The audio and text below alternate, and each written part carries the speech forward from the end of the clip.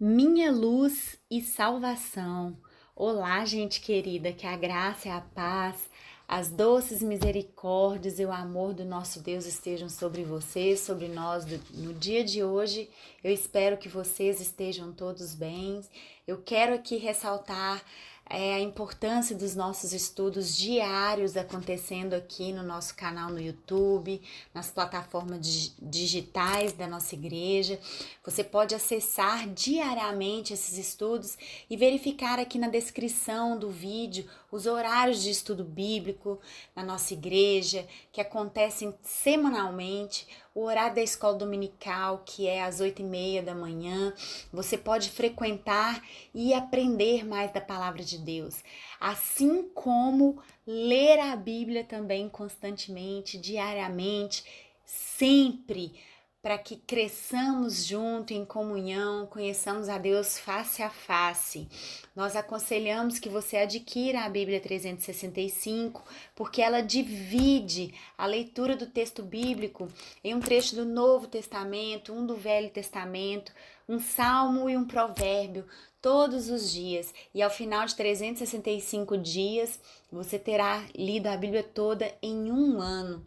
Então, querido, tendo dado esses recadinhos aí para vocês, vamos ler aqui hoje Salmo de número 27, que diz o seguinte: O Senhor é a minha luz e a minha salvação. De quem terei temor? O Senhor é o meu forte refúgio. De quem terei medo? Quando homens maus avançarem contra mim para destruir-me, eles, meus inimigos e meus adversários, é que tropeçarão e cairão. Ainda que um exército se acampe contra mim, meu coração não temerá. Ainda que se declare guerra contra mim, mesmo assim estarei confiante. Uma coisa pedi ao Senhor e é o que procuro, que eu possa viver na casa do Senhor todos os dias da minha vida, para contemplar a bondade do Senhor e buscar sua orientação no seu templo. Pois no dia da adversidade ele me guardará protegido em sua habitação. No tabernáculo me esconderá e me porá em segurança sobre um rochedo. Então triunfarei sobre os inimigos que me cercam. Em seu tabernáculo oferecerei sacrifícios com aclamações. Cantarei e louvarei ao Senhor. Ouve a minha voz quando clamo, ó Senhor. Tem misericórdia de mim, responde-me. A teu respeito diz o meu coração. Busque a minha face, a tua face, Senhor, buscarei. Não esconda de mim a tua face. Não rejeites com ira o teu servo. Tu tens sido o meu ajudador. Não me desampares nem me abandones, ó Deus, meu Salvador. Ainda que me abandonem pai e mãe, o Senhor me acolherá. Ensina-me o teu caminho, Senhor. Conduze-me por uma vereda segura por causa dos meus inimigos. Não me entregues ao capricho dos meus adversários, pois testemunhas falsas se levantam contra mim, respirando violência. Apesar disso, essa certeza eu tenho: viverei até ver a bondade do Senhor na terra. Espere no Senhor, seja forte, coragem, espere no Senhor. Este salmo, querido, começa com uma das mais sublimes afirmações do Antigo Testamento sobre a segurança do povo de Deus. O Senhor é a minha luz, diz no salmo, neste salmo no versículo 1. O Senhor é a minha luz para me guiar, a minha salvação para me livrar e o meu forte refúgio em quem me refugio. Hoje, especificamente, estamos comemorando o Natal, o nascimento do Senhor Jesus, o nascimento da luz que nos guia. O Senhor é a minha luz e a minha salvação. De quem terei medo? Luz é um termo muitas vezes associado a livramento e proteção, mas também a vida e bênçãos. Passagens como lá no Salmo 43, versículo 3, que diz o seguinte: Envia tua luz e tua verdade para que me guiem e me levem ao teu santo monte e à tua habitação. Esse termo é usado, né, como neste Salmo 43:3, usa o termo como a ideia de orientação, direção. Luz ali é usado como essa ideia de orientação e direção. Salvação neste salmo aqui, 27, transmite basicamente um sentido de livramento do mal e da morte, não devendo ser visto aqui como referência à salvação do pecado, conceito que se encontra mais bem desenvolvido no Novo Testamento. Luz, hoje comemoramos o nascimento do Senhor, a nossa luz que veio para nos orientar, nos dar coragem, nos guiar e nos salvar. De quem então terei medo? Diz o salmista no versículo 1. De quem terei medo? É uma pergunta desafiadora e irrefutável, que lembra aquela lá no final dos Romanos capítulo 8. Que venham os inimigos de Davi para atacá-lo, pois eles é que tropeçarão e cairão, como nós vemos no versículo 2. De fato, se um exército inteiro entrasse em guerra contra ele, mesmo assim, Davi estaria confiante. Muitos cristãos cercados por inimigos têm obtido força nessas palavras. Um deles foi James Hamilton, primeiro bispo da África Equatorial. Em outubro de 1885, ao chegar ao lago de Victoria Nyanza, ele foi capturado e preso. Acometido por uma febre muito alta e às vezes delirando por causa da dor e dessa febre altíssima, devorado por vermes, ameaçado a cada momento pela possibilidade de morrer, ele encontrou forças nos Salmos. Em 28 de outubro, um dia antes de sofrer a morte de um mártir, ele escreveu em seu diário: "Estou bem debilitado e abatido. Fui consolado pelo Salmo de número 27. Este salmo que estamos estudando hoje. Essa firme segurança de um homem contra muitos inimigos é explicada melhor agora. Está na presença e na proteção de Deus.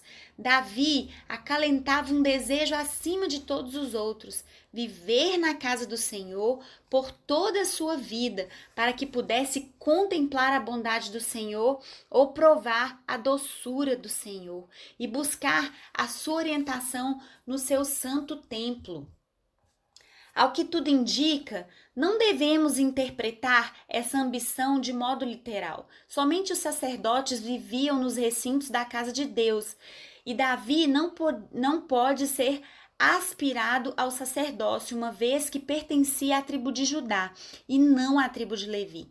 Portanto, devemos interpretar a linguagem de maneira figurada, como um nobre desejo de desfrutar uma comunhão contínua com Deus, a fim de adorar sua glória e discernir sua vontade. Foi por meio de uma vida de permanência em Deus que Davi soube que seria libertado. No dia da adversidade, como diz no versículo 5, pois no dia da adversidade ele me esconderá na sua habitação. No interior do seu tabernáculo me esconderá e sobre uma rocha me elevará. Então aqui no versículo 5, Deus iria protegê-lo, assim como uma tenda oferece ao viajante o abrigo do sol, e um alto rochedo, segurança em meio a uma inundação. Por esse livramento, o salmista louvará a Deus em seu tabernáculo com sacrifícios e aclamações. A partir do versículo 8, nós vemos que a declaração de Davi dá lugar a uma grande oração. O humor de Davi até muda, uma vez que a afirmação confiante dá lugar a uma súplica ansiosa a Deus. A mudança é tão abrupta e completa que alguns comentaristas atribuíram as duas metades do salmo a autores diferentes, ou, se ao mesmo autor, pelo menos a diferentes ocasiões e circunstâncias. Contudo, quem sabe um pouco sobre a disposição da alma, dos altos e baixos da fé e do ritmo alternado de louvor e oração, não verá necessidade dessa dupla atribuição. Davi orou buscando não apenas o ouvido de Deus, mas a face dele. Davi foi encorajado a fazer isso por causa do próprio convite de Deus. Quando Deus disse, busque a minha face, no versículo 8, o coração de Davi respondeu, a tua face, Senhor, buscarei. A verdadeira oração nunca é uma atitude presunçosa para com Deus, mas uma resposta à sua graciosa iniciativa. E é essa segurança que leva Davi a acrescentar, não escondas de mim a tua face. Embora pareça reconhecer que seus pecados mereciam apenas o desagrado de Deus, Davi tinha certeza de que o Senhor, que foi o seu ajudador no passado, não iria rejeitá-lo agora. Ainda que seus pais o abandonassem, diz Davi, o Senhor me acolherá. Nós vemos isso lá no versículo 10.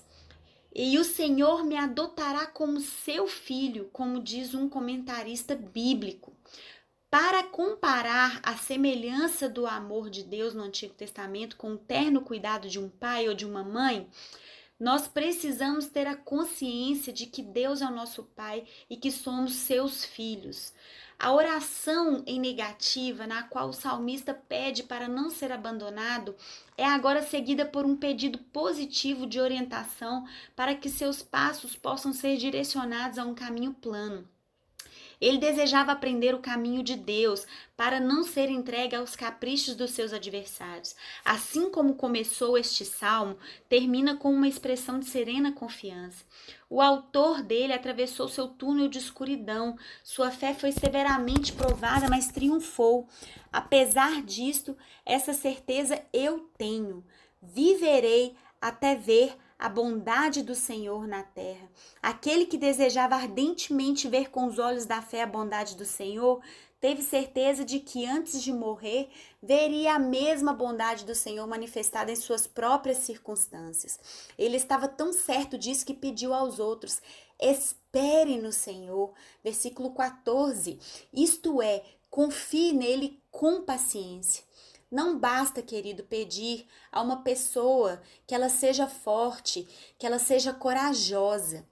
Esses seriam sentimentos vazios se não fossem precedidos e seguidos pela segunda ordem. Espere no Senhor. A coragem não pode ser mais do que uma virtude estoica. Não. Só é cristã quando é fruto de uma confiança tranquila em Deus.